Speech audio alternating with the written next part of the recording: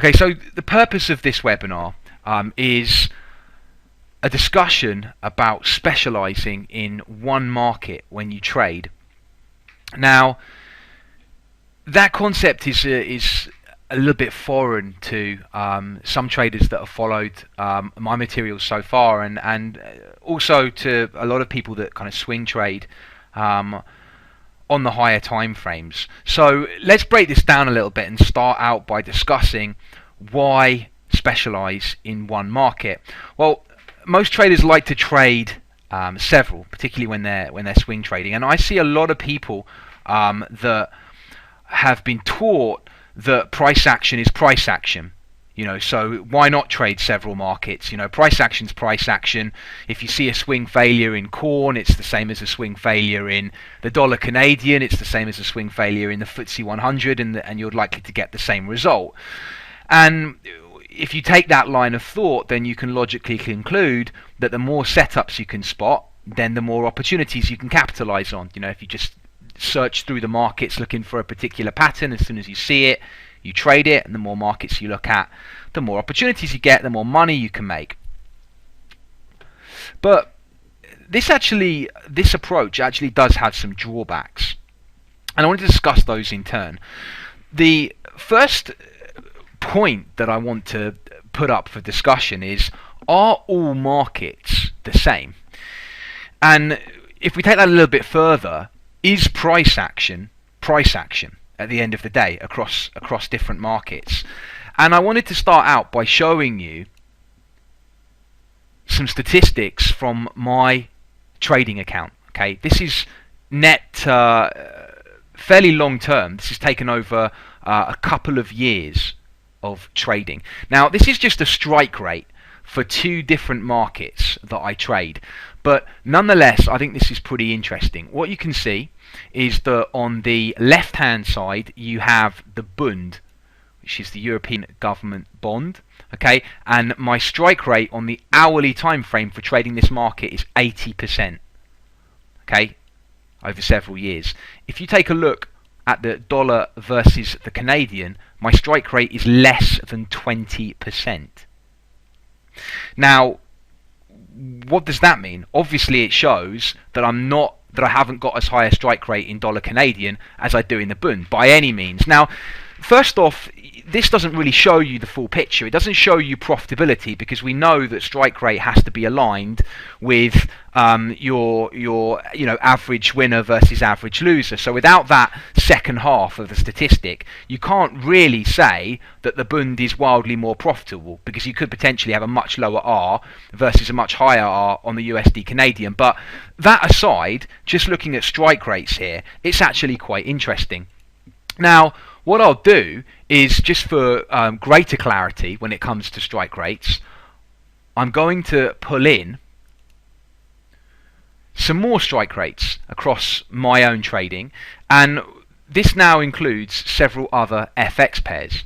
And what you'll see here is that, again, still the Bund wildly outperforms for me, but you can see that the other some of the other dollar pairs that I trade, the Australian dollar versus the US dollar, the pound against the US dollar, and the euro against the US dollar, all have strike rates in the region of 60%. Okay, so they're all performing much the same for me. But look at the dollar Canadian, it's still way down here. Why is that? Well, I'll give you my version of why that is. Okay, I think the dollar Canadian is a particularly tricky market. Now, let me just pull up a dollar Canadian chart so we can explore this in a little bit more detail. Okay, I have the US dollar Canadian on the screen here. Now, think about a standard setup. Okay, what we've got here is a fairly standard setup for me. We've got a break of support here. The market breaks this area. Okay, and it comes back, and at the yellow arrow you can see that we get the retest. It squeezes a little bit, but the market has a reaction as you would expect. And if you have an FTA in this area here, okay, so you're looking for the market to at least come back to these kind of lows, and possibly even this little area around here. What you can see happens is that initially the market sells off, okay, then before it gets to your target, it reverses right back to the high and then comes back again to the lows, at which point you may be out of the trade. But if you were looking for a little bit more, again, there is a reversal, and then eventually it does get to your target. So what we can see there is that there's quite a lot of back and fill. Now, my experience when you compare that to, say, the bunds, is when you get in the bunds, you get in off of a good level, and it will go, either the trade will go wrong or it will go in an orderly fashion pretty much straight to your target. Now, this isn't perhaps the best example because you can see it more or less does hit target on this trade. So you could just say, well, it came very close. Unfortunately, it didn't quite get there. But generally, my experience with the Canadian dollar is that there will be a lot of back and fill. So one of two things tends to happen to me: either the trade goes wrong and I get stopped out, or what happens is that when the trade actually goes into profit, as I begin to trail my stop behind the price, I rarely see the trade to target because of the mean reversion factor, because of the fact that it will eventually get to target with a high probability, but you're not going to be sitting through it, coming a few ticks away from the target and then all the way back to offside, and then pretty much back to target then, and then all the way back to where you got in, etc. And what you can kind of take away from this is the setup that I trade here in the dollar Canadian is virtually identical to a setup that I would trade in the bunds, i.e. price action is price action, levels are levels. But the management to get a profitable trade differs drastically. In the bunds, when you hit a level and the market starts to move up, you can trail on the H1 behind the price. Like I say, if you try that in dollar Canadian, you're going to get knocked out, I find, pretty early on in the trade. I often find the same thing with the crosses as well, the currency crosses, which is why I don't like trading them. It's the nature of the price action in that market.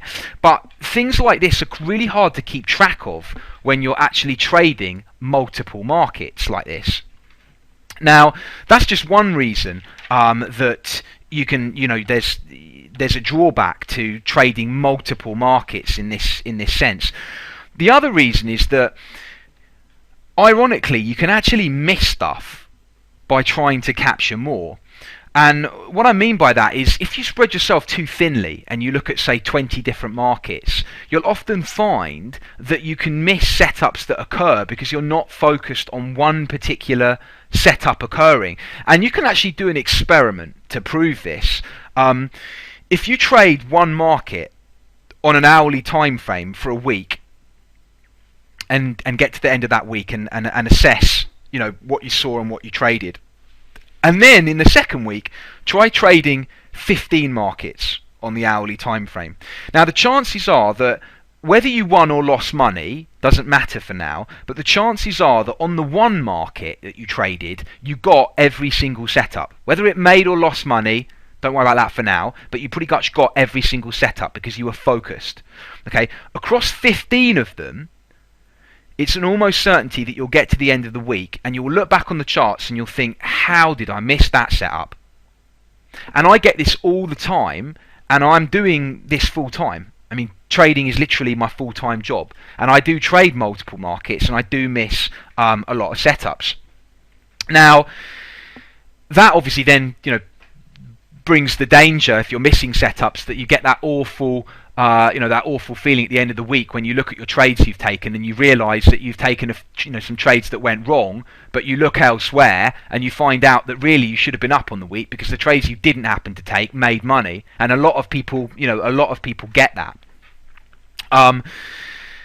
Now, just to answer a question here that people are probably wondering is, if I'm talking about specialising in one market, why do I personally trade several? Well, there's two answers to that. Firstly, I do specialise in one market. I trade the bunds on a 5-minute time frame, and that is the market that I really actively day trade. And the rest of the markets I do trade on an H1 time frame. Obviously, the setups are a little bit more infrequent, but I do trade multiple markets looking for swings. Now, people then say to me, well, you trade multiple markets, but what you've got to remember is that I have got literally, from starting to look at these markets in 2004, I've literally got almost 10 years of experience of looking at these multiple markets. But and I don't look at that many, but I have 10 years of experience of focusing on those. If you've just come in to the market, or you've just started trading, or maybe you've even been trading a year or two, you don't have the experience. It's a lot easier to get experience in one market rather than spreading yourself, like I say, too thinly. There's also, you'll find that when you actually do start to focus on one market, you'll start to realize that there are patterns that you can exploit that, by looking just generally for setups across several markets, you might never have noticed. And I think that makes for quite an interesting discussion in and of itself. And I wanted to just quickly pull up a Bund chart for this and show you something that I was talking about with my trading room last week on Thursday during the ECB press conference. Now, first off, if you look at the chart, okay, you will see two arrows. Now, the first one is this arrow over here, obviously, and the second one is this one over here. Now, if you are going out there and you are being taught, look for a swing failure across multiple markets, or look for a level across multiple markets, neither of these two trades are going to stand out to you. You're not going to see anything here. There's nothing there that tells you that, based on the price action alone, that the market is going to collapse on that yellow candle. On that yellow arrow. Nothing really here that tells you the market's going to rally. In terms of a level, in terms of a swing failure, and yet the market does it. Okay, if we go back a little bit further, okay, this should be a down arrow. There's nothing here to tell you that the market is going to drop. Okay, in terms of a setup, so you have no idea that that's going to take place.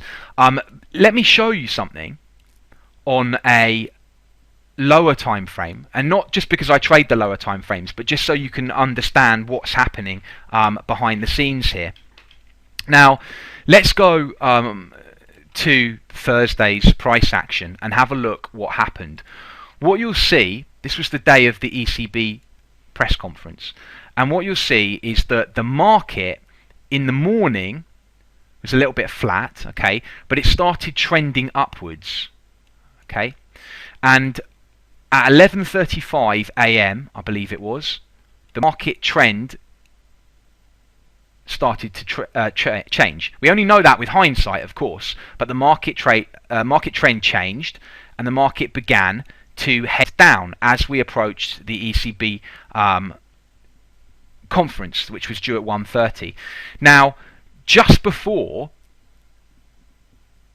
Draghi started speaking, the market started selling off very hard. In fact, actually 2,000 lots went through on the short side straight before Draghi basically opened his mouth in the conference. But you notice that there is a little bit of a pattern there at the 11:35 a.m. Top in the market moving down ahead of the ECB, and when the ECB, when the conference takes place, the market continues in the direction of the trend change that was established earlier in the morning. Now, let's go back a month, okay, to the press conference on the same day a month earlier.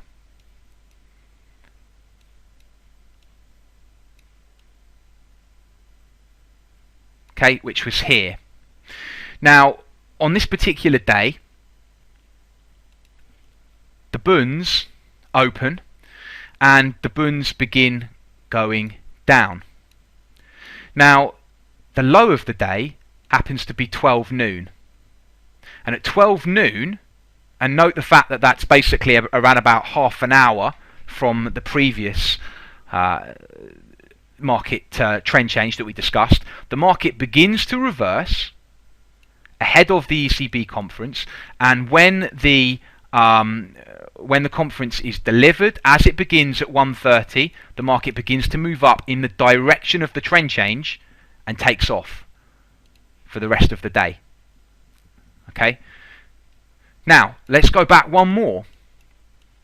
We have to go back to the 6th of Jan for this, I believe.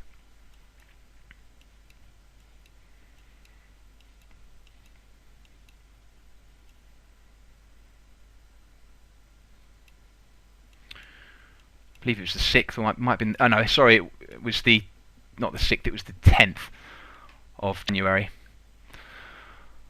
Okay, now let me just check that. Yes, okay. Now, on the 10th of January, what happened here? Well, this time, quite interestingly, the bunds actually started off heading down that morning. So they started off. They actually had a spike up after the open, but they headed down. Okay, but then they started to go sideways. Okay, so let me just draw that in. Okay, so they opened, moved up quite quickly, came down, and then tracked sideways to a gentle trend up. Now, this gentle trend up ended at, yes, you guessed it, 10 to 12 noon. Okay, and then the market started heading down. Okay, and when the conference came out, there was a quick spike for 5 minutes, and then the market headed downwards in the continuation of the trend that had started before the conference began. Okay, so what are we noticing here across these last 3 ECB press conferences? We're noticing that the market puts in a top around about noon, and we're noticing that once the conference is underway, the market follows through in the direction that it was going into the conference. Now, it may or may not be of interest to know that the president of the ECB is Mario Draghi, and his son is an interest rate trader for Morgan Stanley. Okay, that may or may not have anything to do with it. You know, I'm not going to start insider trading conspiracy theories here, but nonetheless, this is a pattern. Okay, and it's a pattern that you are very unlikely to have spotted unless you're focusing on the bunds, and unless you know this market inside out and back to front. But the traders that I work with that specialise in one market in prop, they know these things. Trust me. They absolutely know these things in a huge amount of detail. And this is the kind of thing, this kind of opportunity that you can potentially look to exploit if you know this. But there's no way, like I say, that you could keep track of small patterns like this across a large number of markets. Now, let's move aside from the bunds for a second and talk about the different markets that are out there. There's a large number of individual markets, and they all have their own nuances. Okay, so they move in slightly different ways. Another way of describing it is to say that they all have their different characteristics. There's also different rules of engagement in different markets and different costs of trading. Let's look at a few examples about the differences between some markets and how this can translate into difficulties with trading if you're unprepared or don't know your market in a lot of depth. Now, I started off by last week at looking at volatility in different markets, and I used an example from obviously the week before I did the webinar. So I'm going to use that same example tonight. But what I want to show you is the bunds versus the Dow in terms of volatility. So what I'm going to do is I'm going to list some days of the week. Okay, so we've got Monday, Tuesday, I put a W for Wednesday, T for Thursday, and F for Friday. Okay, and here we'll put a B for bunds, and here we're going to put YM for the mini Dow. Okay, so we're looking at the bunds versus the Dow, and we're looking at volatility, okay, between 5 p.m. to 7 p.m. Okay, 2 hours. Sorry, 5 p.m. to 9 p.m. So for a 4-hour time slot in the evening. Okay. Now the Monday in question was a holiday for the Dow, so this was closed on that day. But the bunds moved 8 ticks in 4 hours. That was their range from high to low. 8 ticks. On Tuesday, the bunds moved 19. The Dow moved 28. Okay. On Wednesday, the bunds moved 32. The Dow moved 123. This is the range that the market moved in 4 hours. Okay. On Thursday, the bunds moved 21. The Dow moved 79. And on Friday, the bunds moved 9, and the Dow moved 73. This was in the week before the date that I was holding the special webinar.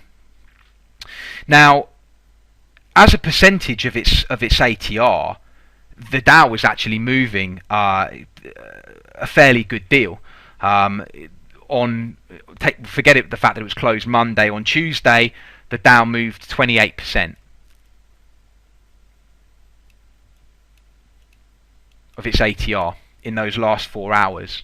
Okay, it actually moved 123% of its ATR on this day, 79% and 73% respectively. That's because the ATR was 100 ticks. Okay, at this time, so you can see that it was moving a good deal of its ATR was being done in the last 4 hours of trade. Now let's have a look at the bunds in terms of ATR. Monday, the 8 tick range was 11%. Tuesday, it was 27%. Wednesday, it was 46%. Thursday, it was 30%. Friday, it was 13%. Now, that's a long example. Okay, and all it basically boils down to is, as you can all imagine, there's not a huge amount of movement in the bunds between 5 to 9 p.m. Okay, why is that? Because the European market closes. Okay, so the European traders have largely left around about 4 p.m. UK time, and from 5 till 9 there's not a huge amount of volatility, versus the Dow, which is right in the middle of the US trading day. Okay, so obviously the Dow is going to have more volatility.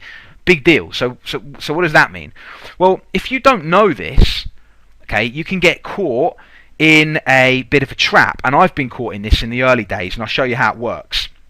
You might get a setup in the bunds late in the evening, okay, about 6 p.m, 7 p.m, a great setup, okay, and it may be that you expect the bunds to bounce. You know, let's say that we have a good level like this, and the market's broken out and it's coming back late in the evening, and you're expecting the market to bounce. Okay, and you might be looking at the Dow and seeing that the Dow looks like it's going to sell off, which is going to, you know, exacerbate a bund movement. You get in the bunds and they go nowhere.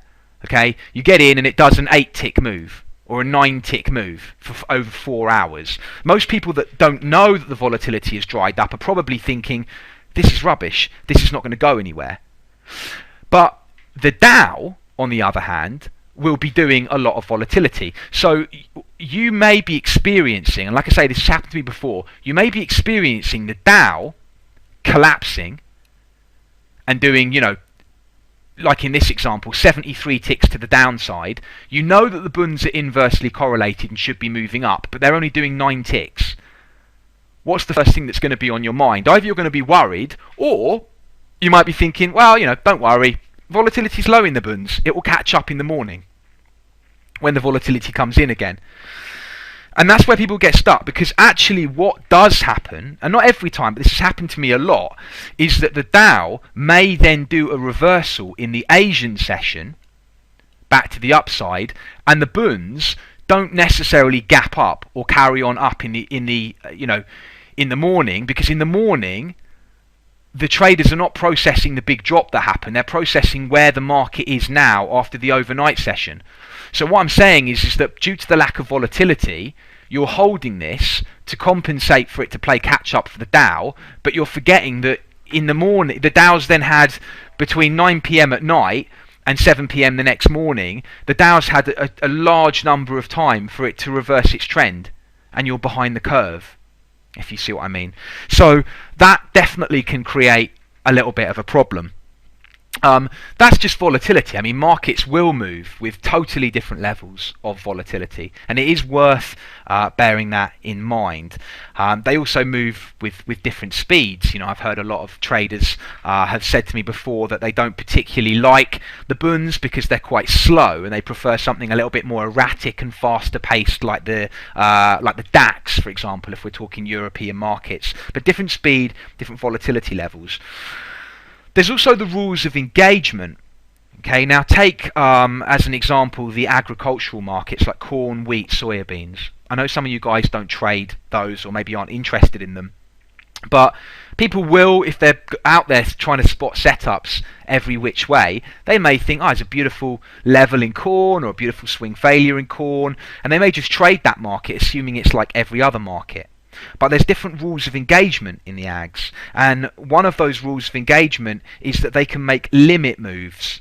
Okay, so they can trade limit up or limit down, which means that you can't get out. If you're short and wheat, let's say, you're short in wheat and it goes limit up, you are stuck short. You cannot get out. You can't buy back your contracts because you can't buy when the market's limit up. So you'd be locked in that market thinking, what's going on? Why isn't my broker letting me get out of this trade? And you wouldn't know that because you're not familiar with the market, with that particular market and the way it moves. Okay, you never or almost never get limit moves in equities or FX. I believe in equities there are circuit breakers that can kick in if there's a gigantic move, but I don't think in 13 years trading I've known it to happen. Maybe once. But in wheat, we're talking about it, and corn and soybean, we're talking about it being a fairly common occurrence. Let's look at another point, which is the costs of trading. Okay, and for the costs of trading, we can look at a simple equation, which is the spread of the market, so the difference between the bid and the ask price versus the ATR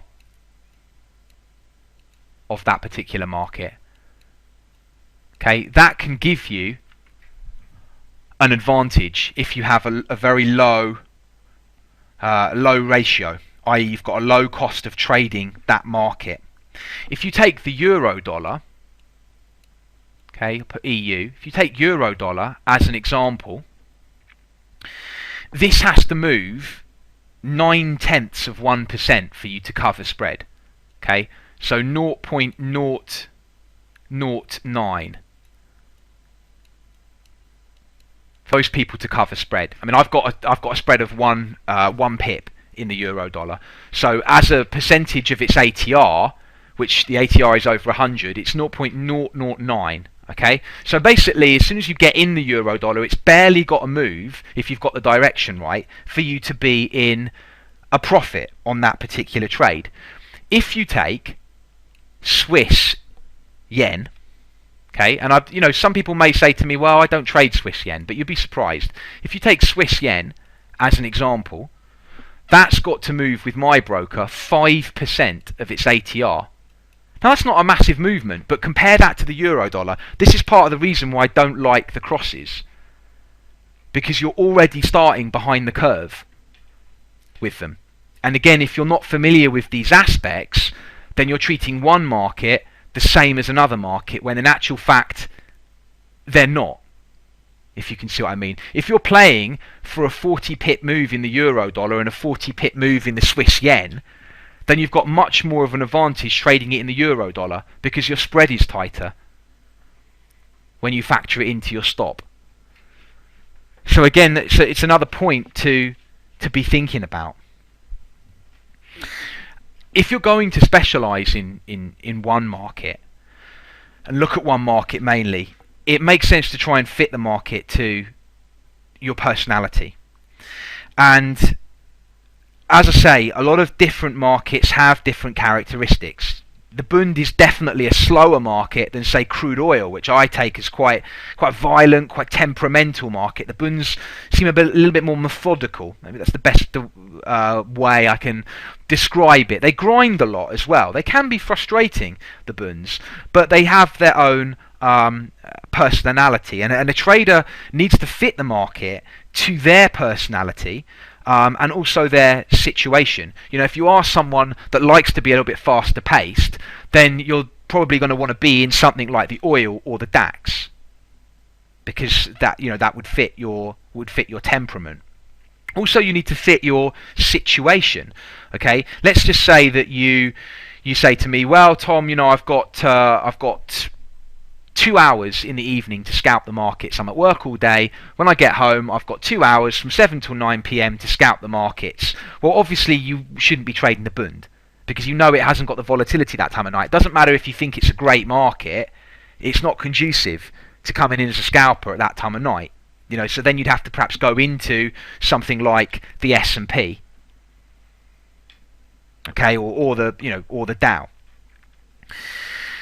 And it's worth noting that. It's also worth saying that there is a huge difference between what you want to do and what you're good at doing. And I'll say that again, there's a big difference between what you want to do and what you are good at doing. I related a story last week of something that happened to me in prop. And it's always kind of, I've always remembered it. And I used to work with a guy there. And when we first started, we were given different markets to trade, and he started off trading the Bunds. And for the first few weeks that he traded the Bunds, he made money in them. Relatively easy money trading them. And he said to me, you know what, I hate these Bunds. They're just so slow. And he was looking at the DAX, because it was a correlated market. He was looking at the DAX on his other screen and seeing the DAX, fly up, fly down, a lot more erratic, seeing that there were greater, it looked to be moving in greater tick differentials over swings, and it was faster paced. And he said, I don't like these Bunds, they are slow, I'm going to trade the DAX. I think there's greater profit potential there. And he consisted to just lose money constantly. He just went from making nice money in the Bunds to constantly losing money, but the volatility had encouraged him in. And he never went back to the Bunds. He stuck with that DAX, trying to trade it for months and months, and eventually he ended up leaving because he just couldn't make any money. He'd lost as much as they were prepared to give him. And that sound, I've never forgotten that, because at the end of the day, he didn't want to trade a slow market, but he was good at it. And that's something to bear in mind. Okay, there is a difference between what you want to do and what you are good at doing. Some people say that they would like to be the kind of trader that has a real hands-off approach and takes a long-term position, and they get in a trend and they pyramid and they build into it, and they have minimal time spent watching charts and make huge returns. But you might not be able to cope with that style. You might not be able to cope with the swings of it. You might not be able to sit on your hands for huge periods of time when the capital tied up is a vast amount of money. You might be more conducive with your personality to the lower time frame traders.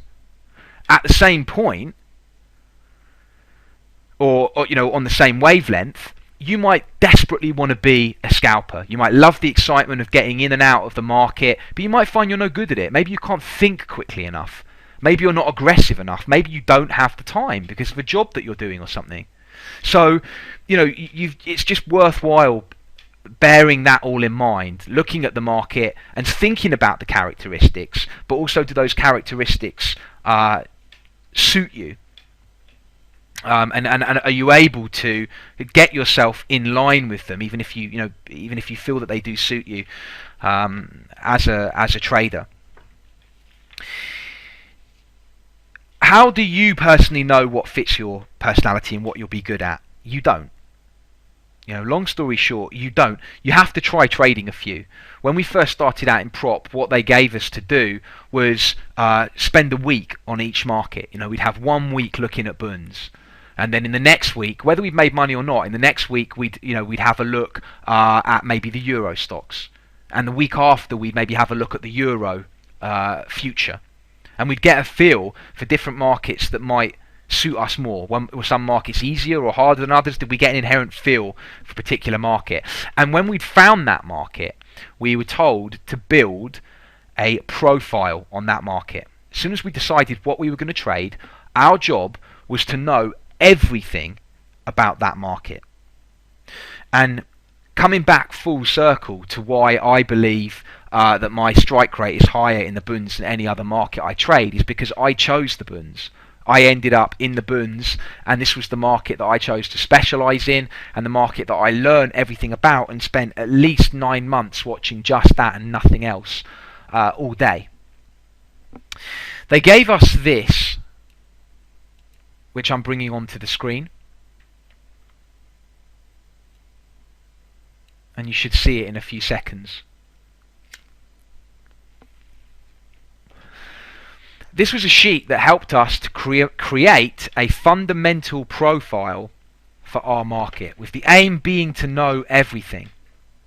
Okay, now what did they expect us to know? Well, you'll see here that one of the things that they wanted us to know is a lot of the fundamentals of that market. Having a look at what are the current conditions of the market in terms of the fundamentals? What are traders expecting when it comes to interest rates, which we know drive currencies, and they drive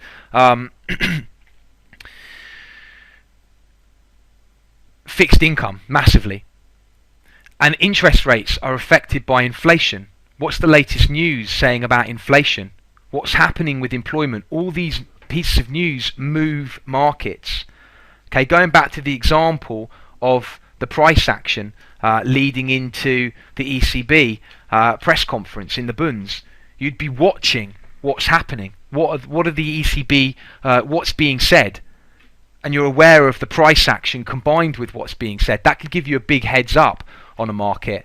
How is the market supposed to react to this news conventionally, and how is it actually reacting? If the market's going up on bad news, that's a good sign of strength. So there's again things to take advantage of there, but you can't, in my opinion, again track news across vast numbers of different markets, because different news will affect different markets in different ways. What's priced in the market sentiment? What is the market currently pricing in? This was something else that we had to be aware of. I'll give you an example of something that happened here. A little while ago I was trading the bunds, and the market was moving up very rapidly in the morning, and it was moving up on the rumour that the president, I believe it was, I can't remember, the president of the ECB had resigned. Okay, and the market was moving up rapidly off the back of that.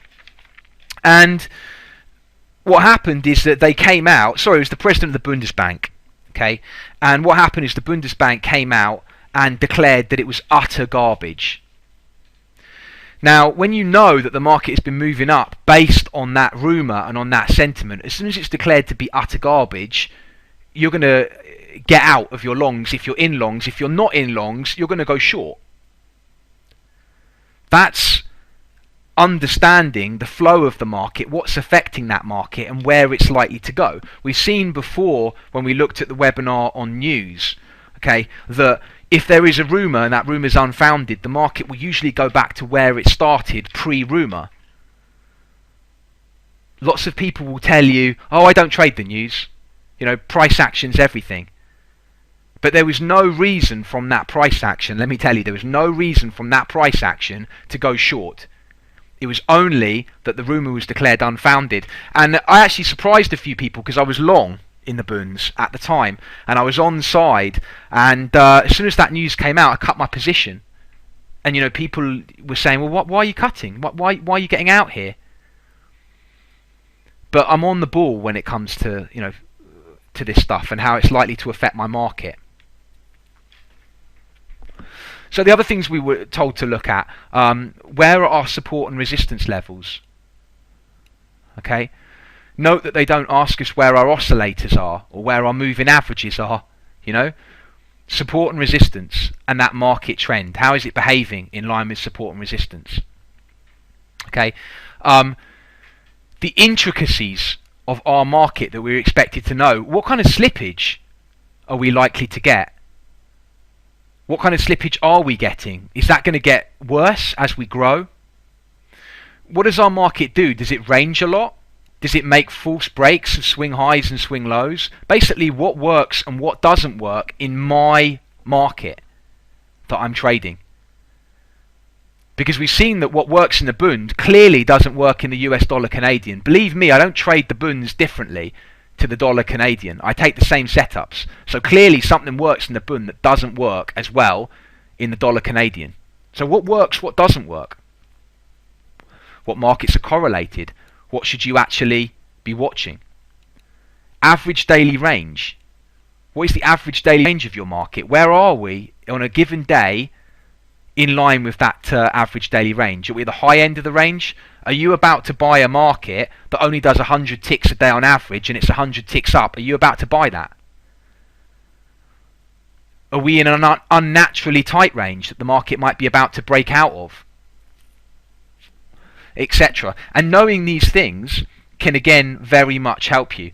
I'll give you some examples again here.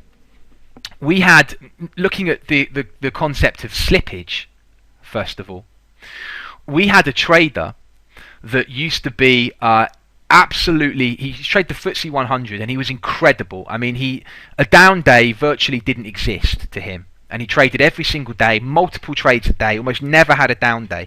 He was very, very good in the FTSE. But what he found is that as he grew in size, he was, specifically because he knew the FTSE, he was able to deal with that. For example, you can't hit 30 lots at market in the FTSE. You'll get slipped. The market's usually too thin to be able to do that. There's not enough volume if you hit market. So he would usually have to maybe average down and work an area so he could get the size on. And then he'd have to look for certain areas to be able to work that size into. So for example, if the market breaks a key low and a lot of stop sells initiate, he'd be buying into them. He can get his size away at that area. He then moved into the S&P 500 because after a while he realised he was getting too big for the FTSE, literally. And he moved into the S&P 500. The firm said, well look, you'll be able to get the size away in the S&P, move into that. Now, if it's true that price action is price action, think about this. When he moved into the S&P, from making money every single day in the FTSE, it took him 9 months nearly to learn the S&P. That pretty much goes to show that he's obviously not just seeing a bar and trading it. Because if you take a look at the FTSE and the S&P, they are very, very similar to one another in terms of their movement. The S&P goes down, usually the FTSE's going down as well. So how can that be?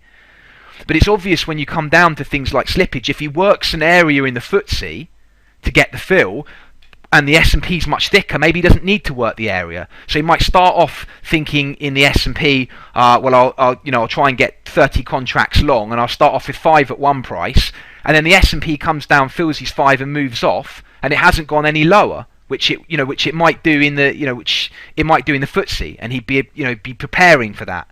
You see what I mean? So there are differences. Looking at these correlated markets, knowing what affects your market is actually quite important. Here they've got correlation of the FTSE oil. And people usually think, well, the most correlated market to the FTSE is probably the US equity markets like the S&P and the Dow, or the European equity markets like the DAX. What's oil really got to do with it?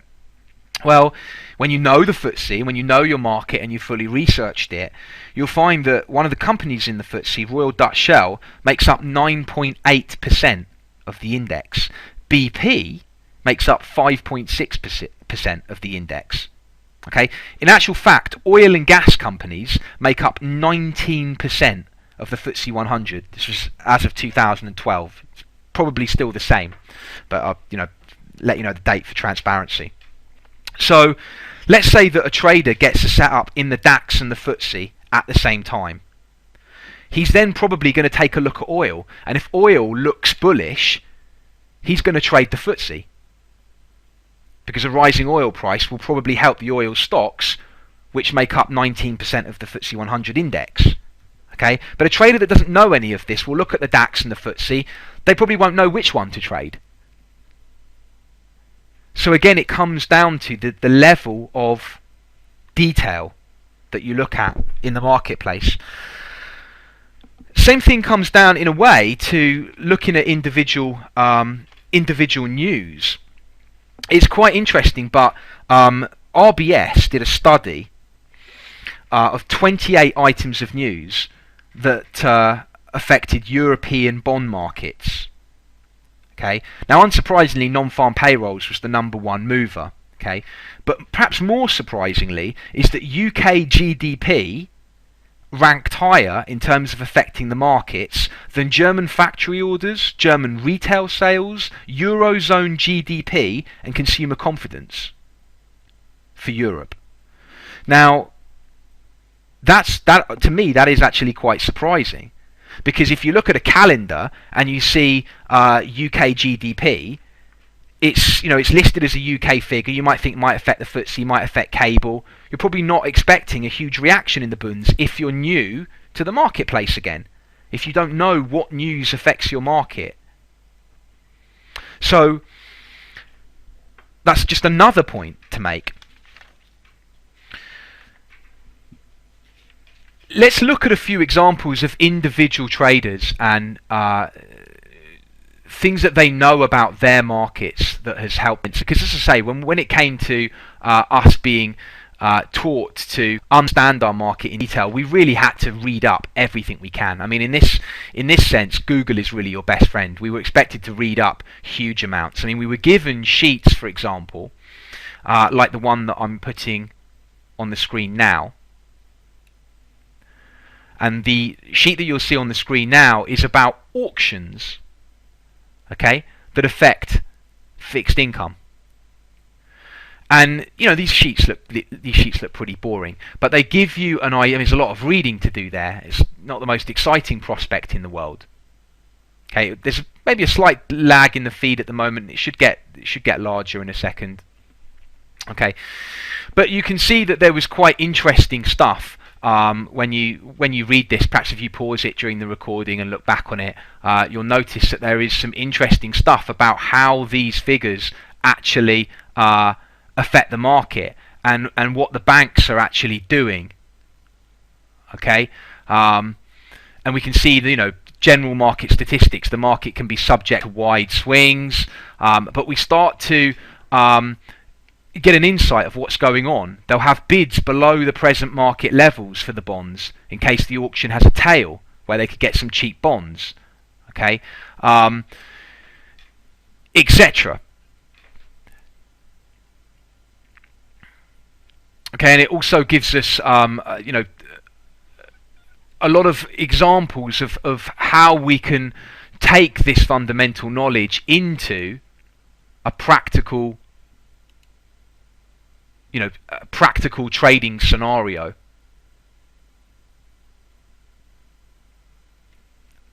Okay, you see it at on the second page that I'm putting on the screen here.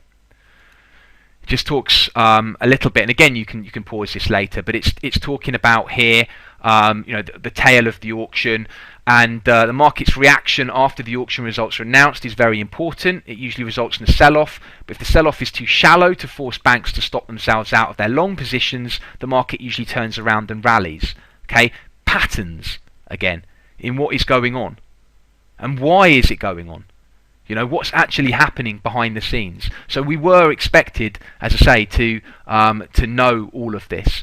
In fact, just on a last point in terms of the amount of information we're expected to know, I took a photo of myself holding a book that we were given to.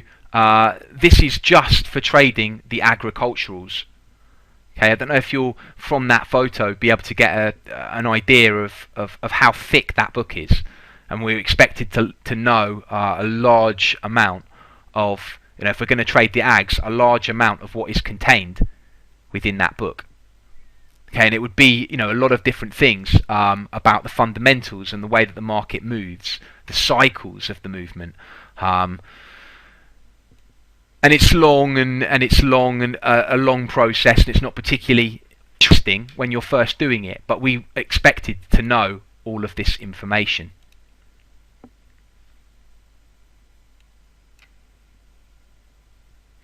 Now, I want to show you a couple of other things here. I'm bringing on a photo onto the screen that I actually took of my Twitter feed. I'm going to make it a little bit larger so you can see it. Okay, this is one of our very, very good indice traders. He trades the FTSE and he trades the S&P 500. Some of you probably know who this is, but I've blanked it out. Look at this. He's tweeted option expiry coming up at 10:15. Last month saw a move up of around 15 ticks in the final minute after 5 minutes of volatility. Look at the detail. He knows not only is the option expiry coming out, the time it's coming out, what it did last month, and breaking it down into the minutes of a 5-minute bar. Now, this is the candle on the 5-minute chart. In fact, no, that's a 1-minute chart of the FTSE. Let me just check. Yes, that is a 1-minute chart. Okay, so what he is saying is, okay, last month it moved up around 15 ticks, but the final minute after 5 minutes of volatility is key here. That's the final minute. If you were long that FTSE, that's quite a decent spike. Maybe you got stopped out, but you probably wouldn't have even been expecting it. You'd have looked at that and thought, what happened there? Because of this, you weren't knowing about this.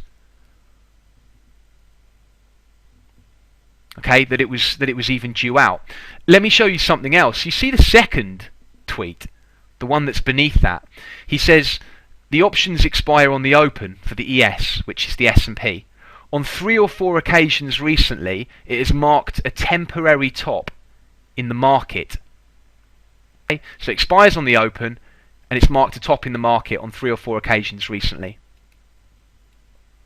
That is the candle where the S&P opens. And you can see that after a very, very brief push higher, hardly takes out the previous highs, it does indeed mark a top. Okay, but this trader knows what to expect. This is down to minute detail. Note here that this is not really a bar setup. Okay, this is about knowing how the market moves, what affects it, and what it did last time during this kind of, scenario. I set one of my traders a while ago now an exercise to do, which I'm just going to pull on the screen. I took a screenshot of the email that this particular person sent me after they had done their exercise, and they were to look at one market and note down what they found, okay, about that particular market. And he says, I found some interesting results, including most big intraday reversals come at key times, in his chosen market. And he starts to pull up some stats for this and have a look at what's going on. But what he says is, and this is quite interesting, just go on to the second trade that he talks about here, and you'll see here The second trade is the more interesting of the two, as it used a little of what my research uncovered. We had a swing failure pattern on the 5-minute time frame just before the European close. Okay, importantly, the price has been falling for quite a few hours. This appears to be important for the trend change for this key time reversal trade. Okay, so in that kind of particular trade, not only does he know that there is a swing failure, but he's got an idea that this might go further than the FTA, because he's already established from watching one market in detail that the key times can create key reversals in the market. And he ends up by saying to me, I feel like I've benefited immensely from this exercise. I simply would not have gone into this level of detail if I was still looking at multiple markets. It's amazing, how quickly you can start to get a feel for things. Okay, so, and I have found the same thing. A lot of people that I have worked with on the H1 are finding they're still trading a lot of the same patterns, but they're finding that when they focus on one market, they are doing immensely better. And I don't think I don't think it's a coincidence. So what I wanted to kind of finish up with on this webinar is, what should you guys do? How should you go about this process? Well, the first thing I would say is pick a market. Okay, and it doesn't really matter what it is, but I would say make sure it's a liquid market, something that you can get some size away in if you grow as a trader. Okay, so maybe the Bund or the euro against the dollar spot market you could trade, or the future, or the euro stocks, or the dollar yen, something that you feel that you'd like to have a look at, and start to mark out your levels on the chart. Start marking out your support resistance levels and your swing high points, so you're looking at areas for potential SFPs, but start to use the sheet that we looked at earlier, okay, as a frame of reference, to start trying to question everything that you see. When the market comes into its ATR, doesn't matter whether you've got a setup up there, what does it do when it's reached its ATR on the day? Does it reverse, or does it just stop? Okay, what times is the market very, very volatile in? Okay, do you know what? The other day we had some new grads start. This is completely true. We had some new grads start at my firm, and one of them came over to me to strike up a bit of a conversation, I suppose. And he came over to me and he said, I've just found, I've got a real problem with my trading. And, I didn't say that initially, but we got into this conversation, and I said, what problem have you got? And he said, well, I just find that I make money in the morning, and I tend to give it all back between 11 and 1. And it's really frustrating me. And I thought to myself, immediately, I know personally that the market really dries up between 11 and 1. I mean, every single day, I trade from 7 till 10 a.m. and usually around 10 I will take a break until the US come in. I don't sit there watching the charts. I know the opportunities are limited. I know you often don't get a lot of follow through.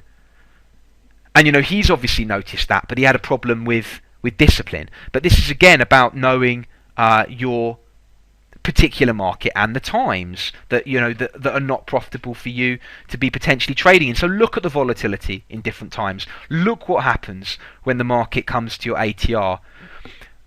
Mark all your swing points out and look what happens at the high and the low of them. You want to kind of, I suppose, get out of the habit of just thinking, is there a swing failure or not up there? Have a look what happens when it goes through the high. If it closes through the high, does it carry on going? If it swing fails the high and it breaks the high but doesn't close through it, does it reverse? Does it matter what time of day it is at that point as to whether it's going to be profitable or not? What news have you got coming out today? If you've got good news coming out at 10 a.m, what is the market doing before 10? Is it rallying sharply into 10 a.m? If so, isn't that interesting? Why are people pushing the market up into 10 a.m? Is it people squaring positions? Has someone got it early? What happened last time this figure came out? You need to be like a detective. It's you literally, that is, in my opinion, that is your job. Forget the word trader, you are a detective. You need to find out everything about your market because you're looking for patterns that you can exploit profitably. And as I say, I would urge all of you to, even if you think, well, long term I do want to trade multiple markets, just try, if you haven't done so already, spending a week on one and getting to know it. Because I think you will be, if you haven't done it before, I think you'll be pleasantly surprised by what you might find. But whenever you look at a chart, okay, it's no good just looking at it randomly moving up and down. Okay, 2 hours of looking at a market with very good frames of reference are better than 10 hours looking at the market with no frames of reference. In this game, experience in the market, in my opinion, is nothing really to do with the amount of hours you put in, because you could spend hours and hours looking at this market and just seeing nothing apart from it moving up and down and not really understanding or questioning why it's doing what it's doing. And that's the important thing, to keep thinking, why has it turned here? What is going on at this point?